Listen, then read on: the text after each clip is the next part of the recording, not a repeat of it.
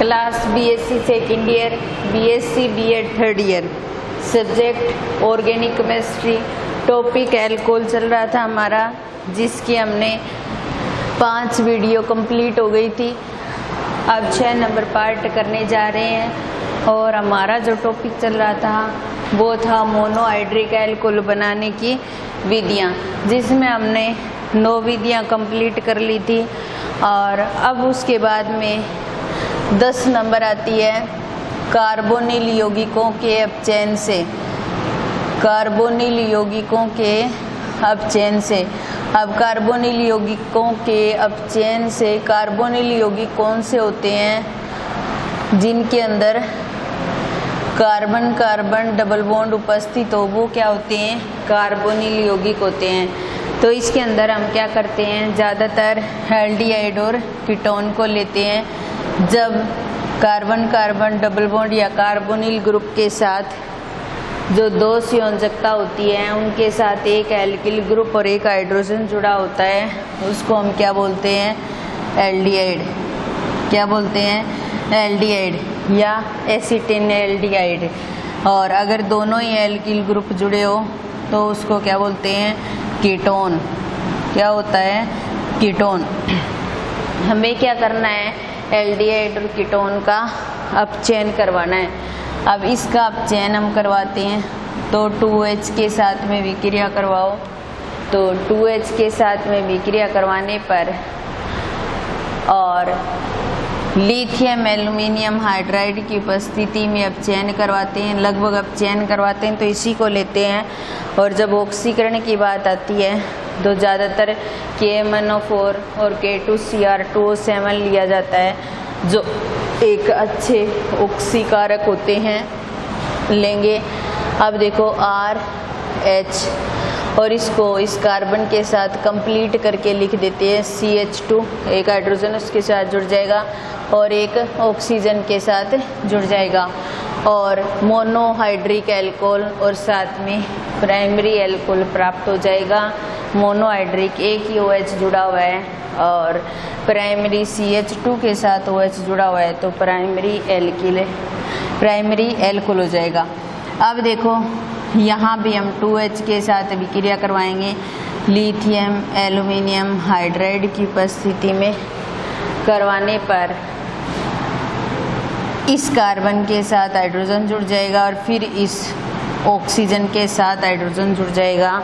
अब CH के साथ OH जुड़ा है तो ये क्या हो जाएगा, सेकेंडरी एल्कोहल हो जाएगा और साथ में मोनोहाइड्रिक एल्कोहल हो जाएगा।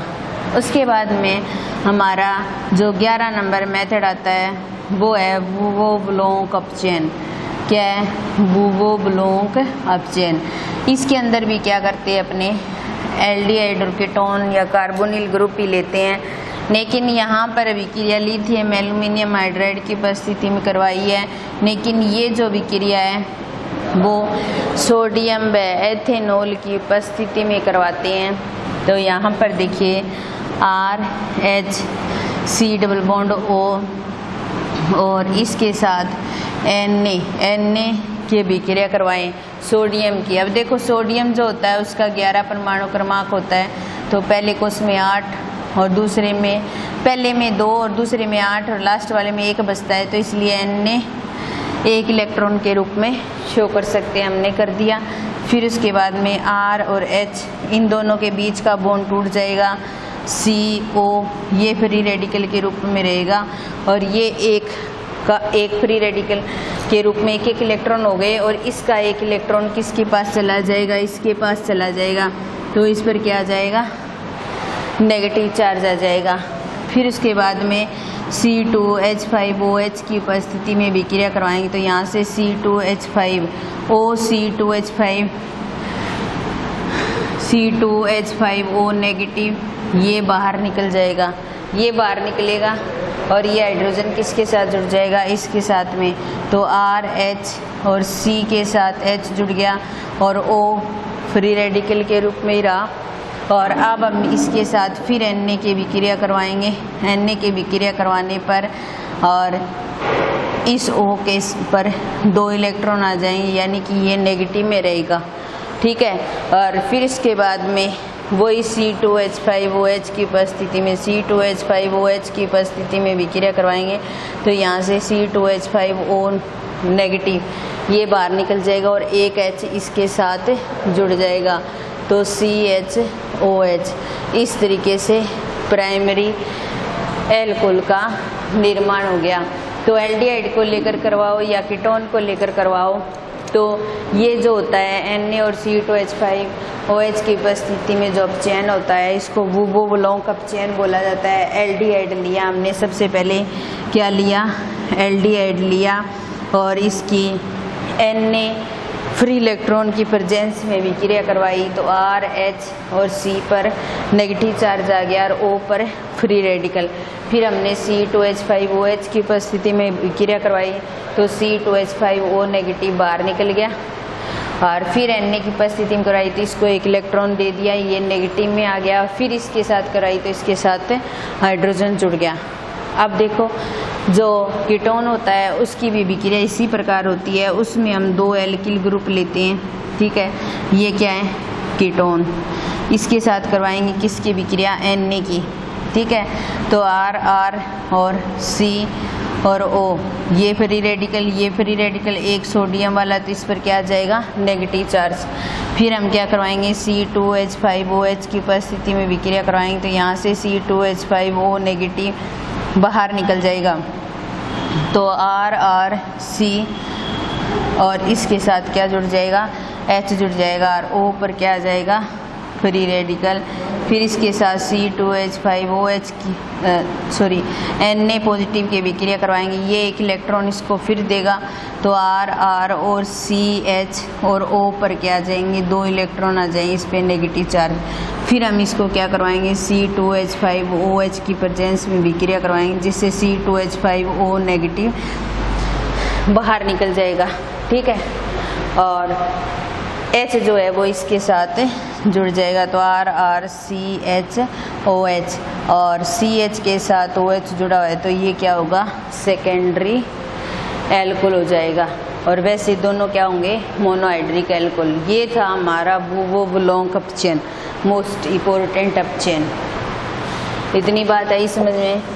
फिर उसके बाद में अगला आता है कार्बोक्सिलिक अम्लों के अपचयन से।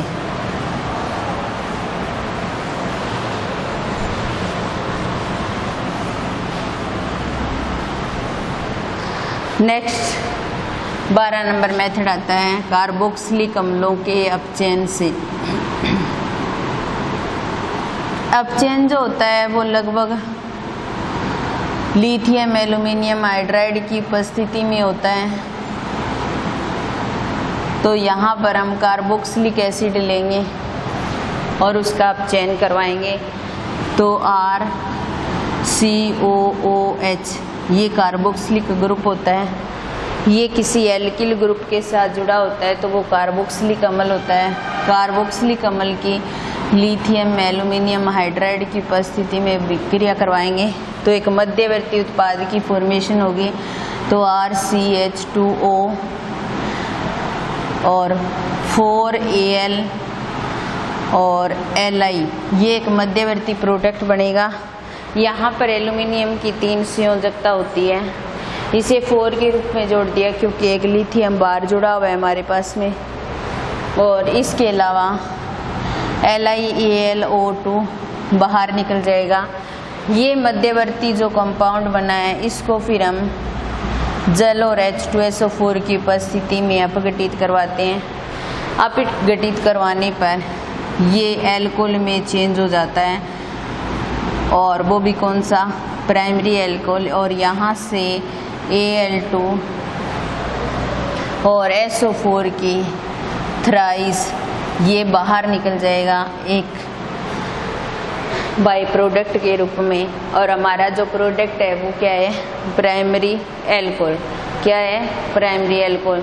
तो इस तरीके से कार्बोक्सिलिक अम्लों का लिथियम एल्यूमिनियम हाइड्राइड की उपस्थिति में अगर अपचयन करवाते हैं तो एक मध्यवर्ती प्रोडक्ट की फॉर्मेशन होती है और जल अपघटित करवाने पर प्राइमरी एल्कोहल बनता है।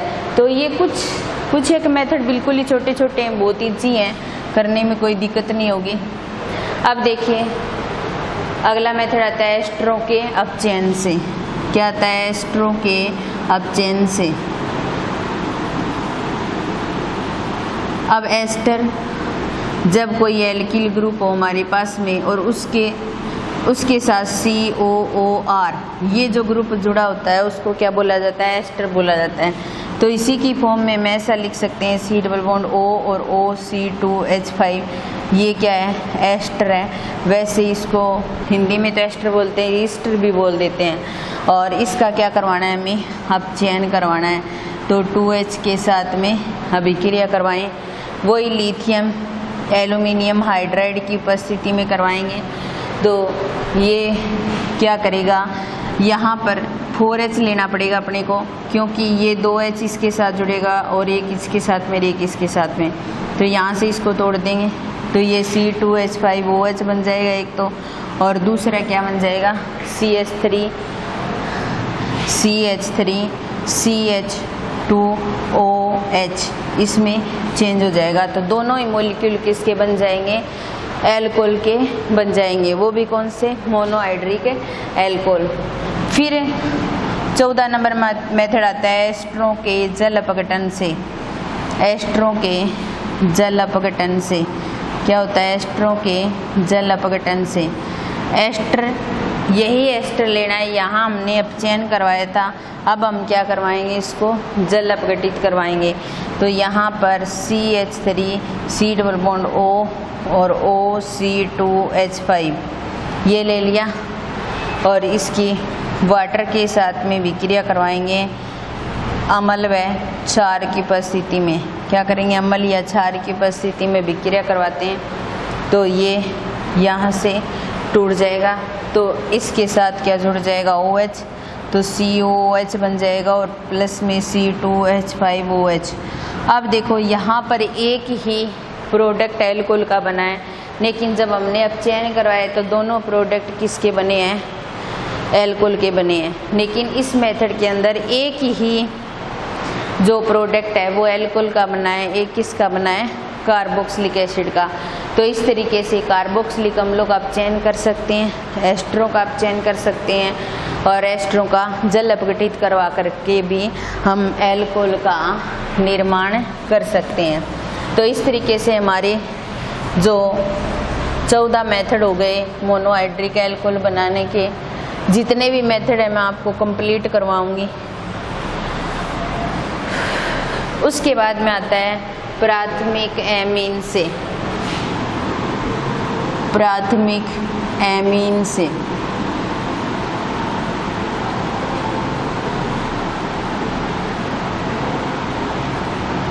प्राथमिक एमीन जब किसी एल्किल ग्रुप के साथ NH2 जुड़ा होता है तो वो प्राथमिक होता है, और NH होता है वो क्या होता है? सेकेंडरी होता है। और जब N जुड़ा होता है तो वो क्या होता है? टर्सरी होता है। तो ये प्राइमरी हो जाएगा, सेकेंडरी और टर्सरी। हमें क्या करना है? प्राइमरी एमीन लेना है या प्राथमिक एमीन लेना है और उसकी नाइट्रस अम्ल के साथ अभिक्रिया करवानी है। तो HNO2 ये होता है नाइट्रस अम्ल, और इसको हम इस तरीके से लिख सकते हैं, इसको हम ऐसे लिख सकते हैं OHN डबल बॉन्ड O, ऐसे लिख सकते हैं। तो ये प्राइमरी एमीन ले लिया हमने, ठीक है, और इसके साथ OHN डबल बॉन्ड O। अब देखिए यहाँ से क्या बन गया? एक तो ROH बन गया, N और N N2 के रूप में बाहर निकल गया, H2 और OH2O के रूप में बाहर निकल गया, और हमें क्या प्राप्त हो गया? यहाँ पर एल्कोहल प्राप्त हो गया। क्या प्राप्त हो गया? एल्कोहल प्राप्त हो गया। किससे? प्राथमिक एमीन से। तो इस तरीके से प्राथमिक एमीन को जब नाइट्रस एसिड के साथ में विक्रिया करवाते हैं तो हमें क्या प्राप्त होता है? एल्कोहल प्राप्त होता है। ये हमारा प्राथमिक एल्कोहल से हमने एल्कोहल का, प्राथमिक एमीन से एल्कोहल का निर्माण कर लिया। उसके बाद में आती है ओक्सो विक्रिया या ओक्सो विक्रिया भी बोल देते हैं। क्या होती है? ओक्सो विक्रिया या ओक्सो विक्रिया। ये लेते हैं हम। इसके अंदर क्या करते हैं, एल्कीन लेते हैं, एल्कीन से बनाते हैं। नेम रिएक्शन है, डायरेक्टली पूछी जा सकती है पेपर में, डायरेक्टली पूछ लेते हैं नेम रिएक्शन। तो नेम रिएक्शन को तो विशेष तौर से करना है। कार्बन मोनोऑक्साइड और हाइड्रोजन के साथ में विक्रिया करवाते हैं इसकी। एल्कीन ले ली हमने और एल्कीन के साथ कार्बन मोनोऑक्साइड लेकर के और हाइड्रोजन लेकर के इनके मिश्रण के साथ में विक्रिया करवाते हैं। एक मध्यवर्ती उत्पाद का निर्माण होता है एल्डिहाइड की फॉर्म में, और फिर उसका क्या करते हैं, आप चयन करवाते हैं। तो इस तरीके से हमें एल्कोहल प्राप्त होता है। तो CH3 और CH, एक हाइड्रोजन इसके साथ जाएगा तो CH2 में चेंज हो जाएगा, और ये CH2 और यहाँ से CHO बन जाएगा, और वो CHO इसके साथ जुड़ जाएगा। तो एल्डिहाइड की फॉर्म आ गई। अब हम क्या करवाएंगे, इसका रीअरेंजमेंट करवाएंगे। क्या करवाएंगे, रीअरेंजमेंट करवाएंगे। और जैसे ही रीअरेंजमेंट करवाते हैं तो ये CHO बीच वाले के साथ चला जाता है, तो CH और CH3 इसके साथ आ जाएगा CHO रीअरेंजमेंट करवाने पर। और फिर यहाँ पर इसका क्या करवाते हैं, अब चयन करवाते हैं। और अब चयन जैसे ही करवाते हैं तो आप सब जानते ही हैं कि एल्डिहाइड से हमेशा ही क्या प्राप्त होता है, एल्कोहल प्राप्त होता है। तो इस तरीके से CH और CH3 ये एल्डिहाइड किस में चेंज हो जाएगा, एल्कोहल में चेंज हो जाएगा। तो ये भी क्या एक मोनोहाइड्रिक एल्कोहल है। ऑक्सो अभिक्रिया के द्वारा हम बना सकते हैं। एल्कीन लेंगे, कार्बन मोनोऑक्साइड लेंगे और हाइड्रोजन का मिश्रण लेकर के हम एक मध्यवर्ती उत्पाद एल्डिहाइड की फॉर्म में प्राप्त करते हैं, और फिर उसका रीअरेंजमेंट करवाते हैं। तो CHO ग्रुप बीच वाले कार्बन के साथ व्यवस्थित करवा देते हैं। रीअरेंजमेंट का मतलब होता है एक ग्रुप को एक स्थान से दूसरे स्थान पर भेजना। फिर इसका आप चयन करवाते हैं, और अब चयन करवाने से हमें मोनोहाइड्रिक एल्कोहल प्राप्त होता है। क्या होता है, मोनोहाइड्रिक एल्कोहल प्राप्त होता है। तो इस तरीके से हम ऑक्सो अभिक्रिया के द्वारा मोनोहाइड्रिक एल्कोहल का निर्माण कर सकते हैं। फिर उसके पश्चात लास्ट जो हमारा बनाने का मेथड है वो आता है, ये लास्ट रिएक्शन है। उसके बाद में मोनोहाइड्रिक एल्कोहल की बनाने की विधियां कंप्लीट हो जाती हैं, और उसके बाद में उसके जनरल करैक्टर और केमिकल रिएक्शन रहेंगी वो करेंगे। फिर उसके बाद में आता है रेपे संश्लेषण। ये भी एक नेम रिएक्शन है। क्या है, रेपे संश्लेषण। इसके अंदर भी क्या करते हैं, हम एल्कीन लेते हैं। जैसे पिछली रिएक्शन में हमने एल्कीन ली थी, ठीक है, एल्कीन ले ली। जैसे हमने पिछली रिएक्शन में CO ली थी, क्या थी, कार्बन मोनोऑक्साइड। क्या थी, कार्बन मोनोऑक्साइड। वो यहीं भी लेते हैं। लेकिन हमने पिछली रिएक्शन में हाइड्रोजन ली थी, यहाँ पर क्या लेंगे, वाटर लेंगे। यानी कि वहाँ पर हमने हाइड्रोजन ली, यहाँ पर हम वाटर लेंगे और अभिक्रिया करवाएंगे। अभिक्रिया करवाने के दौरान ये देखिए एक हाइड्रोजन इसके साथ जुड़ जाएगा CH3 CH2, और आगे एक कार्बन बढ़ जाएगा इसकी वजह से, तो CH2OH बन जाएगा, और बाई प्रोडक्ट के रूप में CO2 भी बाहर निकल जाएगी, और हमें मोनोहाइड्रिक एल्कोहल प्राप्त हो जाएगा।